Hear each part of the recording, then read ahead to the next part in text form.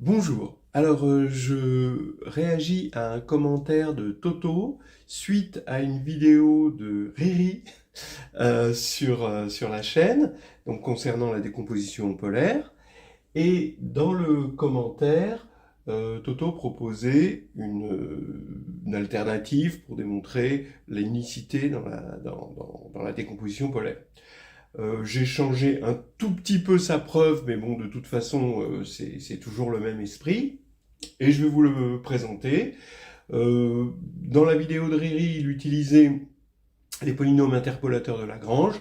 C'est très classique pour montrer l'unicité finalement d'une racine carrée d'une matrice symétrique définie positive.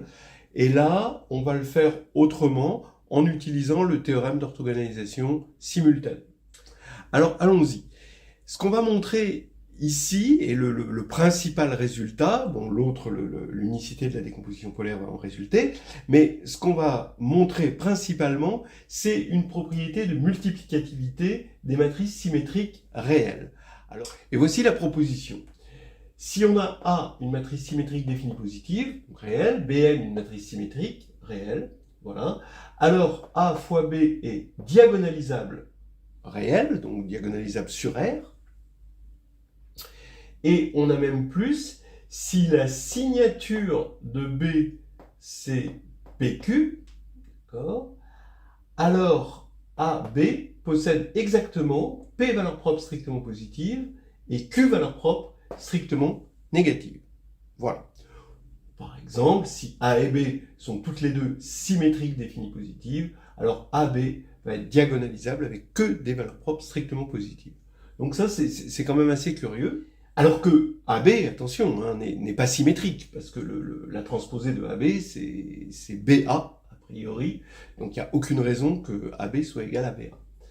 Voilà, petite parenthèse. Alors, voici la preuve, vous voyez, c'est très simple. On est sur Rn, et sur Rn, A va nous permettre de définir une forme, un produit scalaire, une forme définie positive, puisque A est symétrique définie positive. Donc ça définit un produit scalaire par X transposé à Y, voilà, sur Rn. Et de la même manière, B va définir une forme bilinéaire symétrique, mais pas forcément définie positive, évidemment. Alors, par le théorème d'orthogonalisation simultanée, on va avoir une base orthonormée pour cette forme, qui va être orthogonale pour l'autre forme. Donc, orthonormée pour la forme définie par A, et orthogonale pour la forme définie par B de la même manière. Hein. Bien, ça veut dire quoi? Ça veut dire que je vais partir de la base canonique de Rn, je vais arriver dans cette base assurée par le théorème d'orthogonalisation simultanée, et je vais définir une matrice de passage entre la base canonique et cette base-là. Et pour cette matrice de passage P, donc P transposé à P, ça va être la matrice du produit scalaire dans la nouvelle base, mais comme la nouvelle base est orthonormée pour le produit scalaire, ça va être l'identité.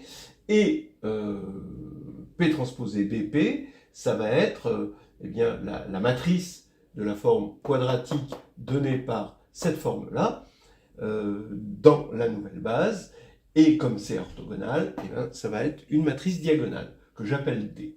Donc voici notre double équation, notre système, et D, entre parenthèses, possède P valeurs propres réelles sur sa diagonale, donc P valeurs sur sa diagonale, qui sont positives, strictement positives, Q valeurs strictement négatives, et le reste c'est des valeurs nulles s'il en reste, s'il y en a. Alors maintenant, eh bien, on va calculer AB. AB, c'est donc P transposé moins 1 fois P moins 1, d'après cette formule, fois B, mais B, c'est P transposé moins 1 fois D fois P moins 1. Voilà. Et maintenant, je vais multiplier à gauche par P transposé, et je vais multiplier à droite par P transposé moins 1. Je vais avoir élimination de ça, et donc je vais avoir directement ça, c'est-à-dire P transposé P, le tout moins 1, fois D, fois P moins 1 fois P transposé moins 1, c'est-à-dire P transposé P moins 1. Si je pose C égale P transposé P moins 1, C est une matrice symétrique. Donc ici, j'ai C, D, C, c'est-à-dire C, D, C transposé, puisque c'est symétrique. Alors, qu'est-ce que je vois maintenant? Je vois que ici, j'ai une matrice qui est semblable à AB, et que ici, j'ai une matrice qui est, j'aurais dû mettre un T là, et pas le T ici, bon, on s'est compris, qui est symétrique et congruente à D, donc elle est de signature PQ. Cette matrice étant symétrique, hein, elle est diagonalisable, ce qui fait que j'ai trouvé une matrice diagonalisable dans la classe de similitude de AB. Ça veut dire que AB est diagonalisable réel. Et maintenant, comme CT, D, C est de même signature, puisque c'est congruent à D, donc ça veut dire qu'elle est de signature PQ, évidemment, puisque c'est ce qu'on avait dit, D possède P valeur propre, P valeur sur sa diagonale, donc P valeur propre strictement positive et Q valeur propre strictement négative, donc elle est de signature PQ, et donc cette matrice aussi, ce qui va faire qu'il en est de même pour les valeurs propres de AB. Donc on a ce résultat supplémentaire. Voilà la preuve. Maintenant, l'application, c'est l'unicité de la décomposition polaire. On écrit OS égale O'S', avec OO' dans ON, dans le groupe orthogonal, et SS', toutes les deux symétriques définies positives, et on veut montrer l'unicité, on veut montrer que O est égal à O', S est égal à S', donc c'est assez classique de commencer en écrivant O'-1, O égale S', S-1.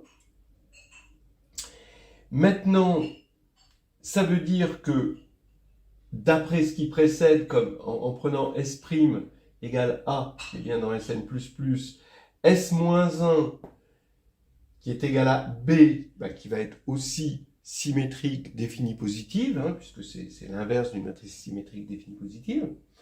Donc ça veut dire que le spectre de lui, qui est égal au spectre de lui, va être dans R plus étoile, d'après cette proposition.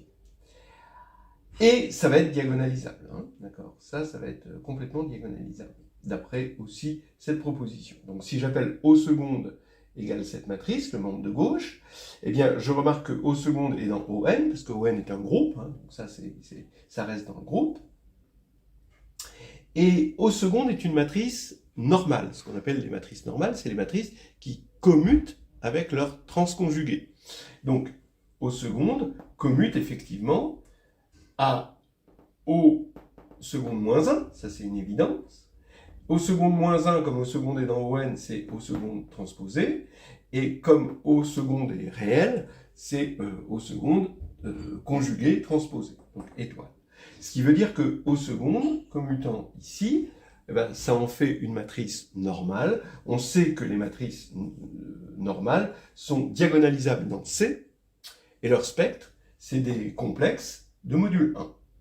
Alors maintenant, on a deux informations, finalement, qui aboutissent au fait que c'est diagonalisable, O seconde est diagonalisable sur C, de spectres, eh bien, à la fois de module 1 est strictement positif, donc c'est 1. Donc le spectre est 1, et c'est diagonalisable, donc c'est l'identité. Ce qui veut dire, comme on a ici l'identité, ça veut dire que O' est égal à O, et S' est égal à S. On a l'unicité, et c'est une alternative très agréable que nous a proposée Toto. Maintenant, juste pour dire, faut faire attention, d'abord, il n'y a pas une vraie propriété qui se propage si on multiplie par une troisième matrice symétrique, même si A et B étaient symétriques définies positives, le fait de multiplier par une troisième matrice symétrique, là on perd complètement le spectre. Mais c'est vrai que c'est intéressant de voir qu'on a ici une jolie propriété de multiplicativité des matrices symétriques au niveau du spectre. Hein, ça reste pas symétrique, mais au niveau du spectre, ça continue à porter les propriétés. En plus, si on enlève le plus, si on prend Sn et Sn, alors ça devient complètement faux, comme le prouve le contre-exemple. Ici, on a une matrice symétrique, une autre matrice symétrique, elles sont toutes les deux de signature 1,1, et quand on les multiplie, ça fait une matrice, on reconnaît une matrice dont le spectre c'est I et moins I, donc c'est pas, le spectre est non réel. Voilà, vite fait, je voulais rebondir sur cette, tant qu'il était encore temps, sur ce commentaire de Toto, que je remercie au passage.